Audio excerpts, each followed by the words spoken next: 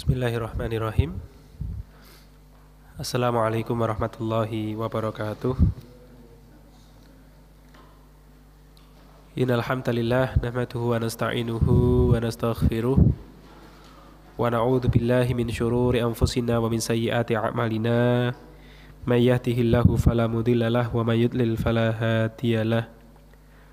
Asyhadu an la ilaha illallah wahdahu la syarikalah wa asyhadu anna Muhammadan abduhu wa rasuluh. Allahumma shalli ala Muhammad wa ala alihi wa ashabihi ajmain. Amma ba'du fa ya ibadallah usikum wa nafsi bi taqwallahi faqad fazal muttaqun. Alhamdulillah, pada malam hari ini kita diberi lagi kesempatan oleh Allah Subhanahu wa taala untuk melanjutkan kajian tafsir Al-Quran di surat Ali Imran ayat yang ke-46. Surat ketiga, surat Ali Imran ayat ke-46. Gimana? Oh, 45 masih. Tapi keterangannya belum. Oh, ji. Ini saya tambahi terjemahannya dulu. A'udzu billahi minasyaitonir rajim. Wa yukallimu, dan dia berbicara an-nasa, kepada manusia, fil mahdi, di apa itu? Buayan, di gendongan, wa kahlan, dan dewasa. Jadi saat bayi dan juga saat dewasa.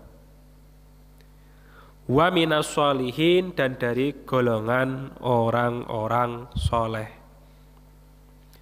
Qalat, dia Maryam berkata, Rabbi, wahai Rabbku, anna, bagaimana, yakunuli, ada bagiku, waladun, anak, walam yamsasni, dan tidak menyentuhku atau belum menyentuhku, basyarun, seseorang. Qala, berkata, yang berkata Allah melalui perantara malaikat. Kadzalika, seperti itulah, kadzaliki, seperti itulah, Allahu, Allah, yakhluqu, dia menciptakan, ma yasha'u, apa yang dia kehendaki. Idza, apabila, qada, dia menetapkan, amron, satu perkara, fa innama, maka sesungguhnya tiada lain, yaqulu, dia berkata, lahu, kepada perkara tersebut, kun, jadilah, fayakunu, lalu jadi. Wa yu'allimuhu, dan dia mengajarinya, mengajari Nabi Isa maksudnya, al-kitaba, kitab, wal hikmata, dan hikmah, wat taurata, dan Taurat, wal injila, dan Injil, wa rasulan, dan sebagai utusan, ila bani Israila, kepada bani Israel, anni, bahwasanya aku, qad ji'tukum, sungguh aku datang kepada kalian, bi ayatin, dengan ayat, dengan tanda, mir rabbikum, dari Rabb kalian. Anni, bahwasanya aku, akhluqu lakum, aku ciptakan untuk kalian, minatini, dari tanah liat, kahai atit toiri, seperti bentuk burung, fa'anfuhu fihi, lalu aku meniup padanya, fayakunu, maka jadilah, toiron, burung, biiznillahi dengan izin Allah. Wa ubri'u dan aku menyembuhkan al-akmaha orang buta, wal abrosa, abros itu penyakit kulit gitu ya, kalau sekarang kusta. Wa uhyil mauta dan aku menghidupkan orang mati biiznillahi dengan izin Allah. Wa unabbiukum dan aku menceritakan kepada kalian, mengabari kepada kalian, bima ta'kuluna dengan apa yang kalian makan, wa ma tadakhiruna dan apa yang kalian simpan, fi buyutikum dalam rumah-rumah kalian. Inna fi dzalika sesungguhnya pada hal itu la ayatal lakum sungguh ada tanda bagi kalian, in kuntum jika adalah kalian mu'minina orang-orang yang beriman. Oke, sampai ayat 49. Oke, keterangannya kita mulai dari ayat 45. Idh qalatil malaikatu ya Maryamu innallaha yubashshiruki bi kalimatin minhu ismuhul masihu Isa bin Maryam. Tatkala malaikat berkata kepada Maryam, wahai Maryam, sesungguhnya Allah memberi kabar gembira kamu dengan kalimatin, dengan satu kalimat. Kalimat di sini diterangkan di ayat yang ke-47, yaitu kalimat kun. Jadi Allah akan memberimu sesuatu yang itu tidak biasa. Itu muncul karena satu kalimat dari perintah Allah Subhanahu wa Ta'ala. Yaitu kalau kita kejadian selanjutnya bahwa Maryam itu bisa mempunyai anak tanpa adanya ayah, gitu ya. Ismuhu namanya Al-Masihu Isa bin Maryam. Jadi sebelum lahir itu sudah dinamai oleh Allah Subhanahu wa Ta'ala. Dia nanti mempunyai julukan Al-Masih, gitu ya. Al-Masih, ada yang mengatakan Masih itu orang yang mengusap. Kenapa dikatakan orang Al-Masih? Dia diberi kemampuan oleh Allah Subhanahu wa Ta'ala apabila mengusap orang yang sakit, sakitnya jadi sembuh, gitu ya. Orang buta diusap matanya, sakit kulit diusap kulitnya, gitu ya. Itu sembuh. Maka disebut sebagai Al-Masih. Ada yang mengatakan Al-Masih itu tadi kan orang yang mengusap, nggih.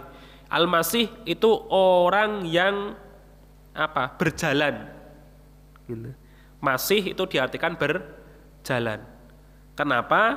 Karena dia Nabi Isa akan berjalan di muka bumi, gitu ya, untuk berdakwah kepada Allah Subhanahu wa Ta'ala. Ya entah di masa beliau hidup, entah nanti di akhir zaman. Karena Nabi Isa baru diangkat oleh Allah Subhanahu wa Ta'ala, kemudian nanti akan turun lagi. Ada yang mengatakan 7 tahun, ada yang mengatakan lebih dari itu, gitu ya, untuk berdakwah, gitu ya, menyeru kepada umat manusia untuk mengisahkan Allah Subhanahu wa Ta'ala, diberi tugas oleh Allah Subhanahu wa Ta'ala. Maka disebut sebagai Al-Masih. Kalau di dalam doa sebelum salam itu kan juga kita berdoa kepada Allah minta perlindungan dari Al-Masihid Dajjal, gitu ya. Dajjal itu juga punya sebutan Al-Masih karena sama-sama nanti Dajjal itu akan berkeliling ke seluruh dunia untuk menyuruh ke manusia menyembah dirinya, untuk menyeru manusia dalam rangka mengkufuri Allah Subhanahu wa taala. Dan Nabi Isa juga Al-Masih, mengelilingi dunia gitu ya, dalam rangka ya tadi menyeru manusia untuk menyembah Allah Subhanahu wa taala. Jadi ada beberapa makna gitu, okay? Kenapa Nabi Isa disebut sebagai Al-Masih. Isa namanya Isa, Al-Masih itu ya julukan. Isa itu namanya Nabi Isa alaihissalam ibnu Maryam. Jadi di dalam kabar ini gitu ya, ada sesuatu yang sudah dirasakan oleh Maryam berbeda daripada umumnya orang. Umumnya orang atau umumnya anak itu dinisbatkan kepada ayahnya. Kok ini saya punya anak kok dinisbatkan kepada saya? Karena kalau kita dikabari, oh nanti kamu punya anak, walaupun mungkin di antara kita ada yang belum menikah, oh ya insya Allah nek wis nikah nanti punya anak gitu ya. Kan tidak ada kejelasan rentang waktunya kapan gitu ya. Tetapi ini sudah ada kabar dari Allah Subhanahu wa taala bahwa Al-Masih Isa bin Maryam itu nanti disandarkan namanya kepadamu karena tidak adanya seorang ayah gitu ya. Jadi sudah ada kabar tersendiri bahwa nanti Isa ini sandarannya kepadamu bukan kepada ayahnya karena dia tidak punya ayah. Wajihan fid dunya, dia mempunyai kemuliaan, mempunyai kedudukan di dunia karena sebagai nabi gitu ya. Termasuk ulul azmi gitu kan. Wal akhirat, dan nanti di sisi Allah Subhanahu wa taala juga mempunyai kemuliaan, wa minal muqarrabin, dan dari orang-orang yang dekat dengan Allah Subhanahu wa taala, artinya mendapatkan nikmat yang besar nanti di sisi Allah. Jadi punya anak yang soleh, punya anak yang mulia, nanti menjadi orang yang mulia di dunia dan di akhirat. Dan dia Nabi Isa, ayat yang ke-46, yukallimun nasa fil mahdi. Dia akan ngomong kepada manusia saat dia masih digendong. Gitu ya. Apa yang dia omongkan, bagaimana kejadiannya, diterangkan oleh Allah Subhanahu wa taala di surat Maryam ayat yang ke-30.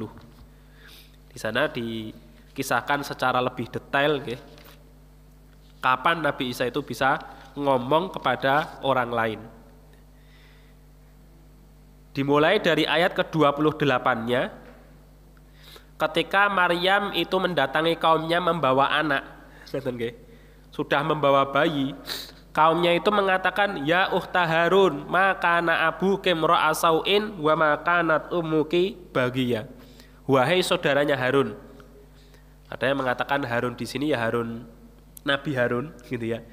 Karena apa? Karena mereka itu menyandarkan orang-orang yang baik itu sebagai saudaranya Nabi gitu ya.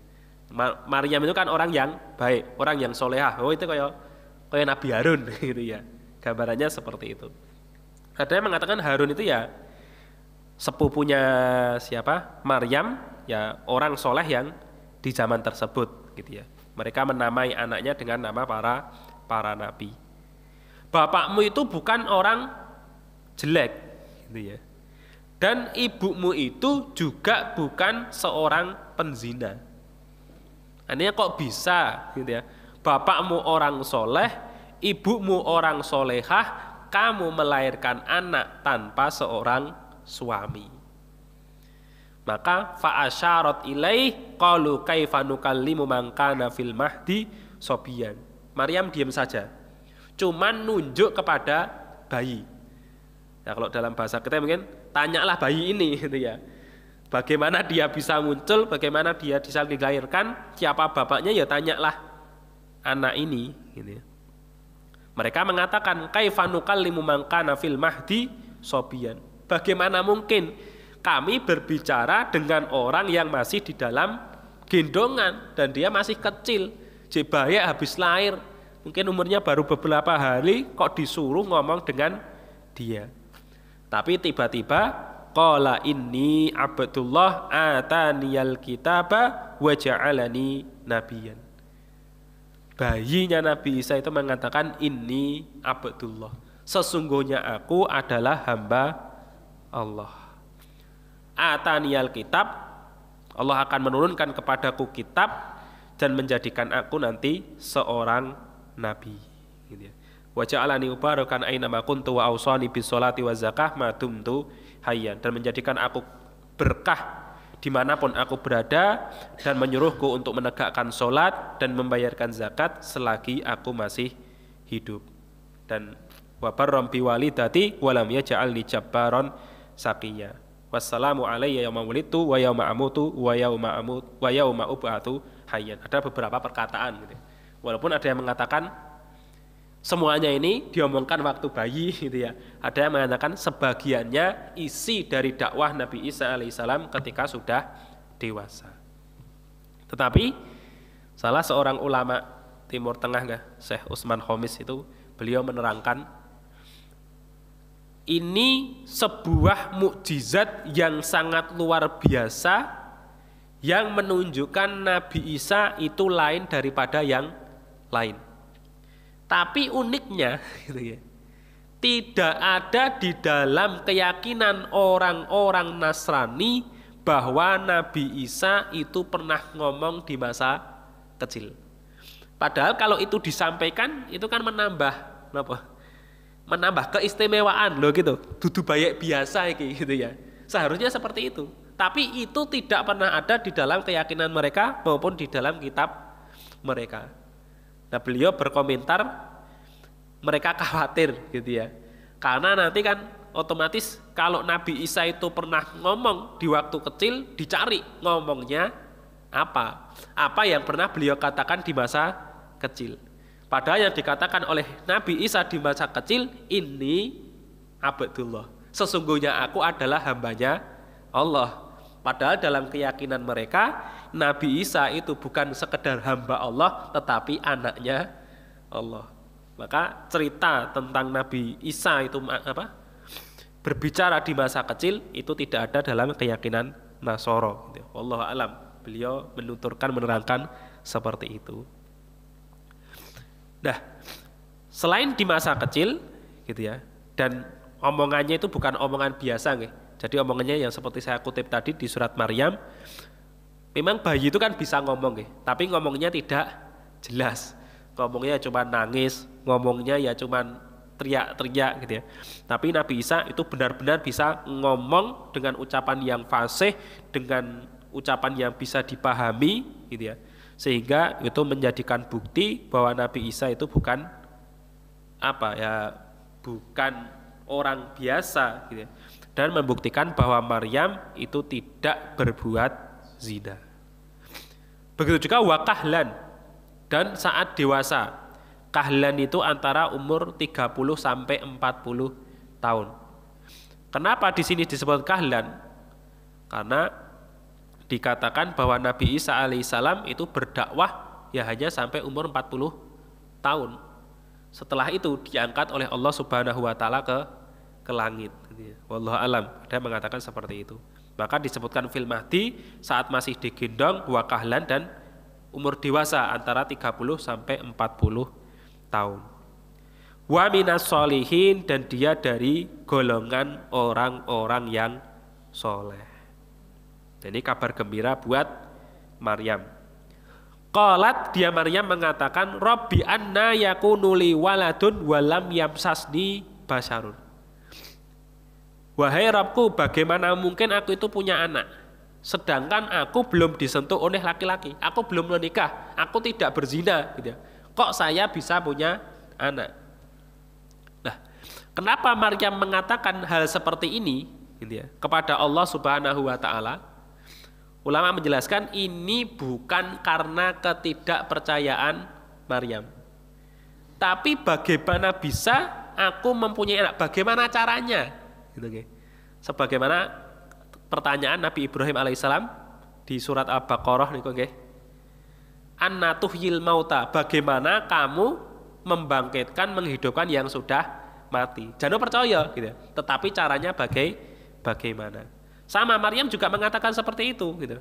Tadi sudah dikabari bahwa saya akan mempunyai anak.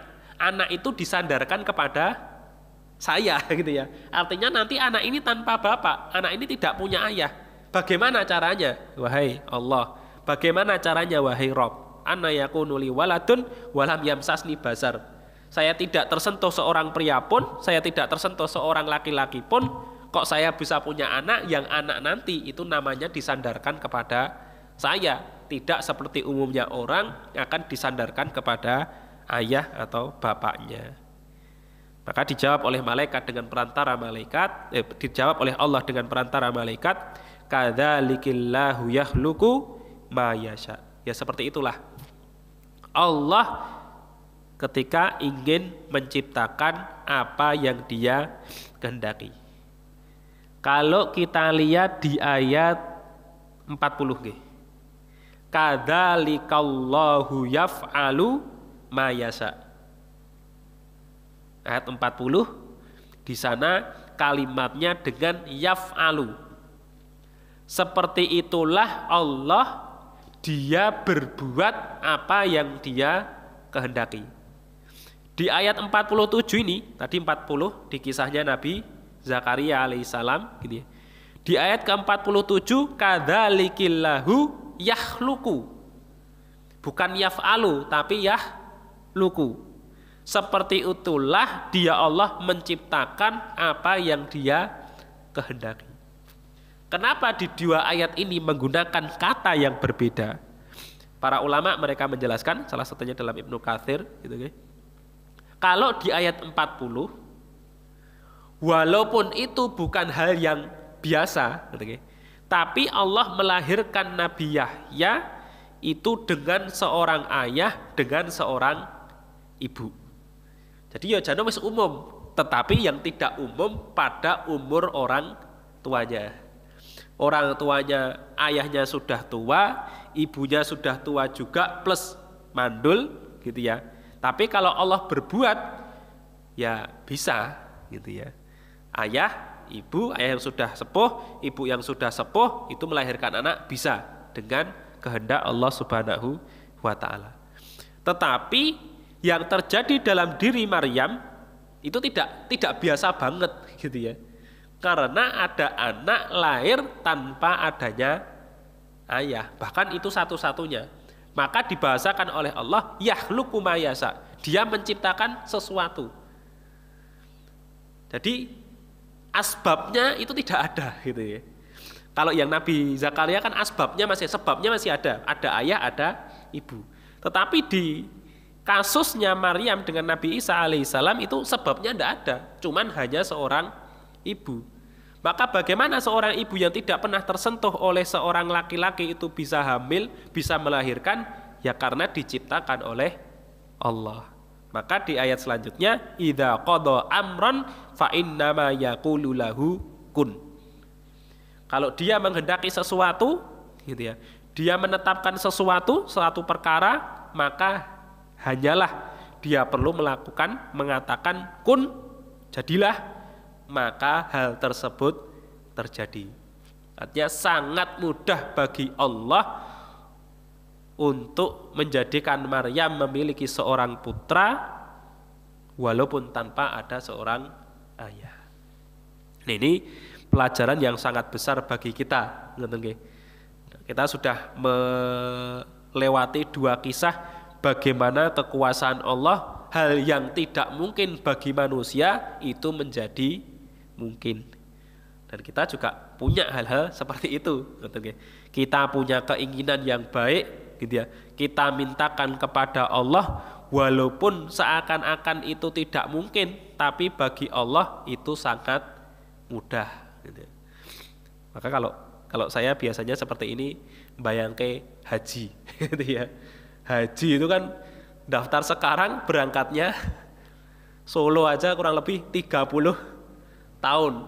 Ada kerabat saya daftar 2019, berangkatnya 2039. Jadi wele-wele kok haji kok antrene akeh men gitu ya. Ya yes, terus berdoa gitu ya. Kalau Allah berkehendak gitu ya, nanti ada jalan tersendiri bagi Allah Subhanahu wa ta'ala. Yang walaupun wah cek 30 tahun, tidak mungkin begini, tidak mungkin begitu. Padahal ya sekarang ya urung daftar saya seperti itu. Nanti berapa tahun lagi mau berangkat gitu ya. Masih hidup apa enggak ya itu yes. Pikiran seperti itu kan wajar nggih, karena umur kita terbatas dan memang antriannya sebanyak itu gitu nggih. Tetapi kalau Allah berkehendak ya ada jalan gitu ya, yang Dia jadikan bagi kita untuk apa yang kita inginkan jika itu berupa kebaikan gitu. Yang penting terus berdoa dan terus berusaha. Bagaimana jalannya ya nanti terserah Allah Subhanahu wa taala. Jadi semudah itu Allah kalau menginginkan terjadinya sesuatu. Nabi Zakaria yang tadi sudah sepuh juga bisa punya anak, Maryam tanpa seorang suami juga bisa punya anak. Dan apa yang kita minta kan tidak semustahil ini kan gitu nggih. Artinya tidak ya masih ada kemungkinan, tapi menurut kita mungkin kemungkinannya sangat kecil gitu ya. Tapi kalau yang dua kejadian ini kan sesuatu yang bisa dikatakan mustahil, hanya terjadi satu-satunya pada Nabi Zakaria dan Maryam gitu ya. Kemudian wa yu'allimuhul kitaba wal hikmata wat taurata wal injil. Wa yu'allimuhu, dan Allah akan mengajarinya anak ini tadi Isa ibnu Maryam Alkitab. Kitab di sini ada dua makna. Pertama, kutubul anbiya, kitab-kitab yang pernah Allah turunkan kepada para nabi. Jadi entah itu lembarannya Nabi Ibrahim, entah lembarannya nabi-nabi yang lain gitu ya. Karena semua nabi itu kan punya wahyu. Nah itu dipahami semuanya oleh Nabi Isa alaihissalam. Ada yang mengatakan Alkitab di sini tulisan. Allah akan mengajarinya cara menulis gitu ya. Walaupun ya tulisan-tulisan sebelumnya sudah ada, tapi Allah akan mengajarinya cara menulis. Kemudian wal hikmah, hikmah di sini pemahaman dari kitab, pemahaman tentang agama, pemahaman tentang din gitu ya. Itu juga akan diajari oleh Allah.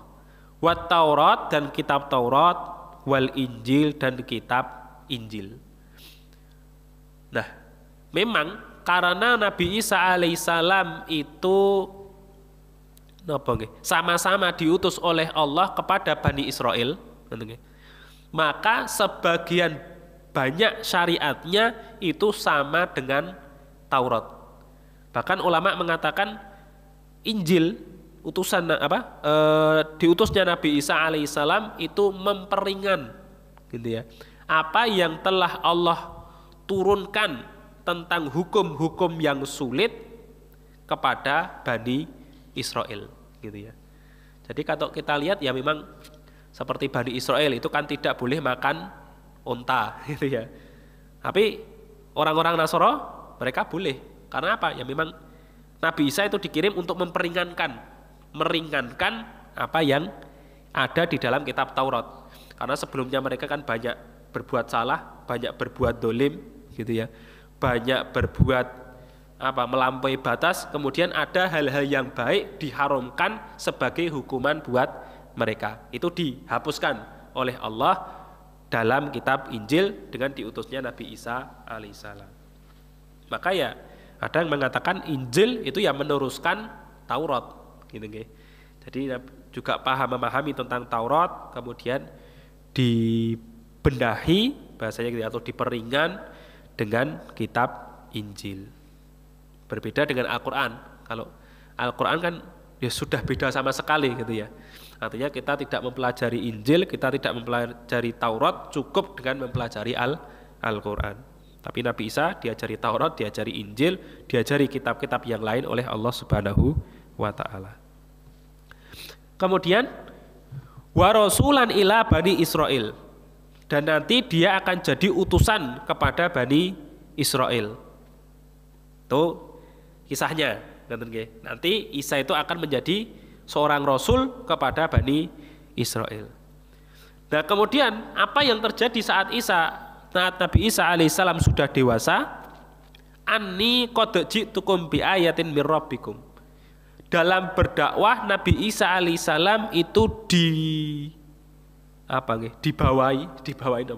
disangoni gitu ya, dengan mukjizat oleh Allah Subhanahu wa taala yang tidak diberikan kepada nabi-nabi yang lainnya. Apa itu?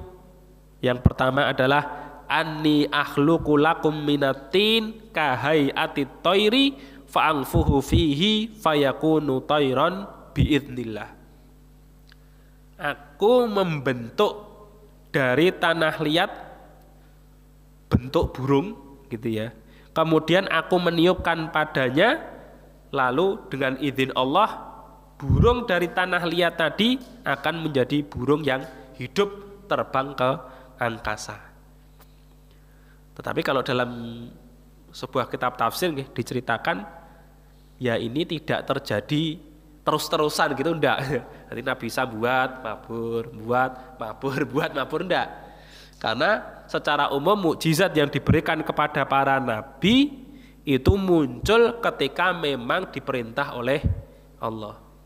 Seperti tongkatnya Nabi Musa itu kan ora sithik-sithik dadi ula gitu. Sithik-sithik dadi ula ya enggak seperti itu.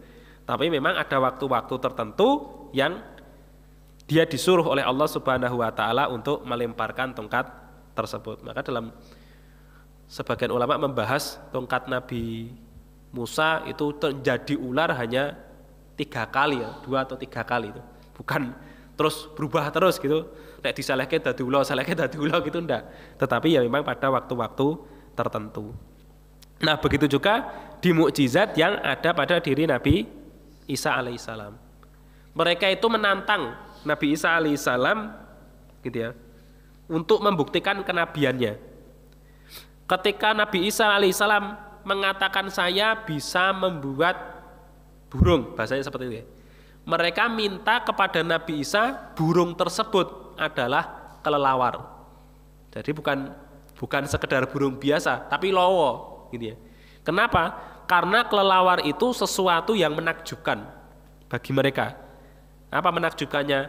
Satu-satunya burung yang terbang tanpa mempunyai bulu. Gitu betul. Dalam tafsir disebutkan seperti itu. Nek liyane terbang bisa terbang, tapi nek bulune dicabuti nggih, ya enggak bisa terbang gitu ya. Karena berpengaruh dengan bulunya. Bulunya kadang-kadang nek waktu kecil tuh main burung dara nih, doro itu ya. Kayak belum ngomah gitu ya. Kalau belum tahu rumahnya mana, nenggen sayapnya itu di plester gitu ya, apa dilakban, apa ditali gitu ya, biar tidak bisa terbang. Nanti kalau sudah tahu rumahnya, sudah 3 hari 4 hari itu baru dilepas, nanti cari makan, terbang itu sore balik. Tapi kalau masih baru itu diikat gitu ya sayapnya agar tahu rumahnya mana, hafal, baru dilepas. Nah, kalau kelelawar itu tidak perlu bulu gitu ya. Ada bulunya apa betul nih. Tapi karena bentuk sayapnya memang luas, beda dengan burung yang lain gitu ya. Maka mereka meminta kelelawar. Dan juga kelelawar itu kan konon kan termasuk mamalia gitu. Satu-satunya burung yang lahir tanpa telur. Gini betul. Karena baca buku malah belum pernah, baca kitab tafsir malah pernah gitu ya. Jadi dalam tafsir itu kenapa kok mereka memilih kelelawar? Karena terbang tanpa bulu. Karena satu-satunya burung yang lahir bukan dari telur gitu ya. Dan juga satu-satunya burung yang menyusui gitu ya. Satu-satunya burung yang punya siklus haid. Nah, itu saya juga enggak tahu gitu. Saya cuma baca di kitab tafsir loh. Ternyata kelelawar itu seperti itu, ada kemiripan dengan, dalam soal itu ada kemiripan dengan manusia. Wallahu alam. Saya juga belum pernah ngecek gitu ya. Di ilmu pengetahuan atau di buku-buku IPA juga belum pernah, ensiklopedia juga belum pernah ngecek. Tapi memang ada keunikan tersendiri dalam kelelawar. Cara terbangnya tidak perlu melihat gitu nggih. Maka yang diminta oleh mereka ya kelelawar gitu. Dan akhirnya kelelawar itu dibuat oleh Nabi Isa alaihissalam dengan izin Allah Subhanahu wa ta'ala. Dan itu pun belum menjadikan mereka percaya kepada kenabian Nabi Isa. Masih tidak percaya. Mereka minta bukti lagi. Mereka datang kepada seorang dokter yang terkenal di zamannya. Jadi secara gampang, semua mukjizat yang diturunkan oleh para nabi itu dengan sesuatu yang orang di zaman itu bisa memahaminya. Atau sesuatu yang tenar pada saat itu. Maka di zamannya Nabi Musa yang tenar adalah sihir.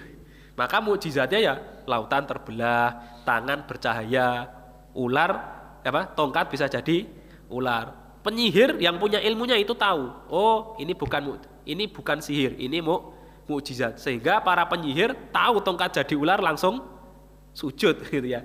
Langsung hilang rasa takutnya kepada Fir'aun gitu ya. Atau seperti Nabi onta itu Nabi Soleh nggih. Ontanya Nabi Soleh. Mereka orang-orang dikirim, beliau Nabi Soleh dikirim kepada orang-orang yang bisa ngeruk watu gitu ya. Bisa membuat perabotan rumah dari batu. Tapi sehebat-hebatnya mereka tidak bisa membuat makhluk hidup dari batu. Tapi mukjizat yang diberikan oleh Nabi Soleh, ada unta betina keluar dari batu.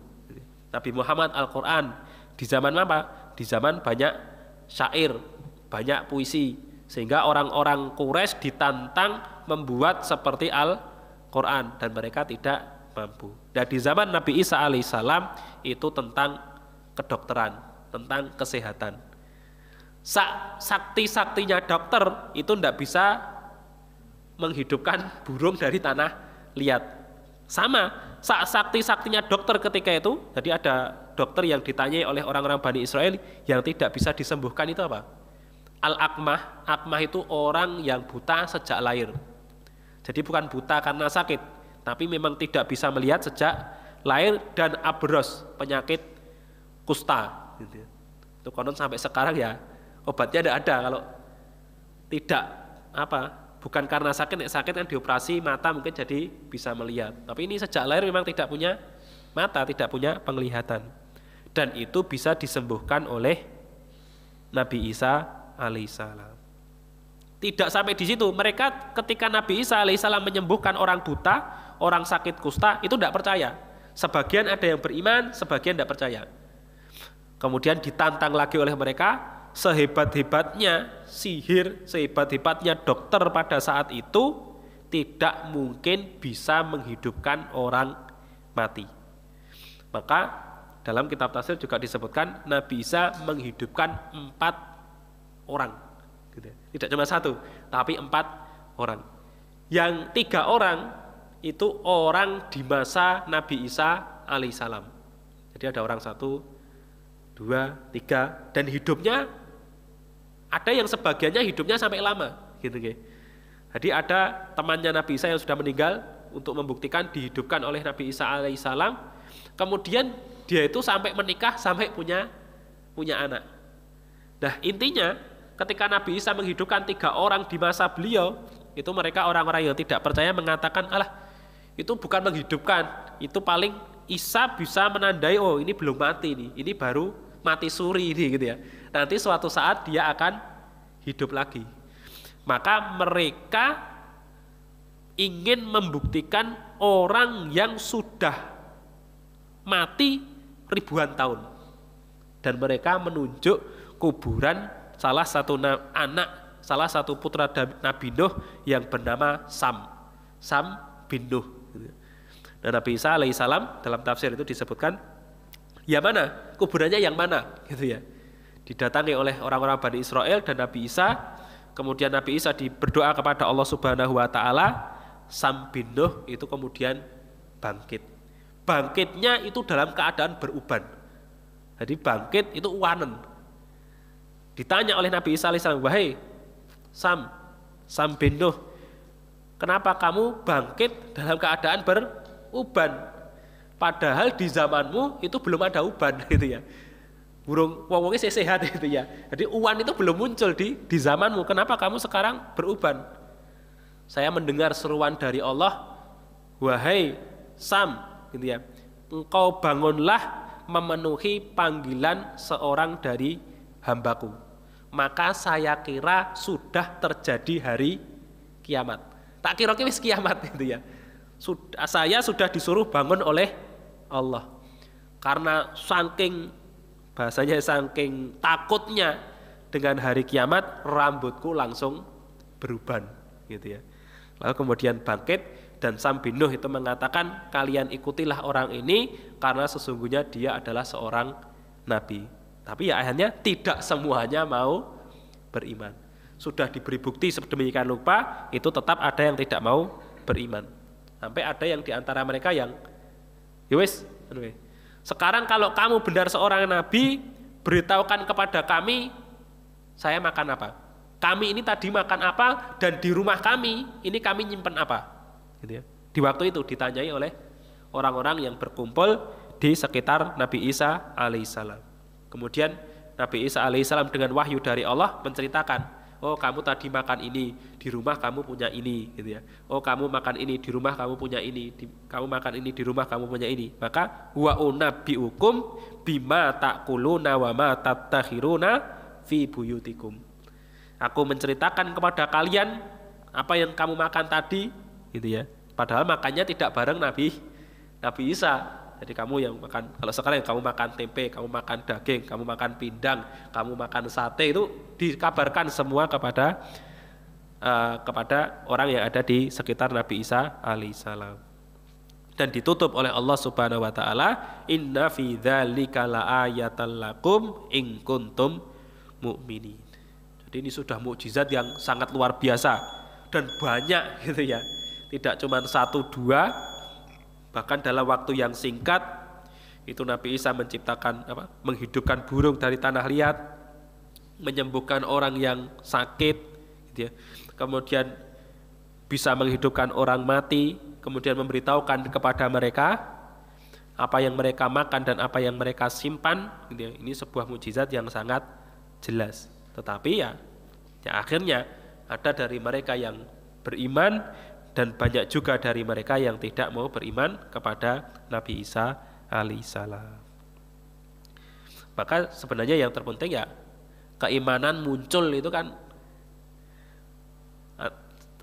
hubungannya itu dengan hidayah dari Allah Subhanahu wa taala. Alhamdulillah kita tanpa ketemu Nabi Muhammad pun, gitu ya, kita diberi rezeki oleh Allah berupa iman. Yang banyak orang sezaman dengan beliau itu malah memusuhi beliau. Banyak orang-orang yang hidup bersama para nabi, lihat mukjizatnya, gitu ya, lihat kehebatannya, lihat wahyu turun kepada para nabi, gitu ya, tetapi mereka tidak beriman kepada nabi tersebut, gitu ya. Kita diberi keimanan oleh Allah, ya keimanan ini kita jaga, jangan sampai kita lepas, sehingga benar-benar kita meninggalkan dunia ini dalam keadaan beriman kepada Allah Subhanahu wa ta'ala. Jadi itu yang bisa saya sampaikan, ma'asyiral muslimin rahimakumullah. Semoga ini bermanfaat untuk kita semuanya. Faqulu qali hadza astaghfirullahi wa lakum walhamdulillahirabbil alamin. Subhanallah.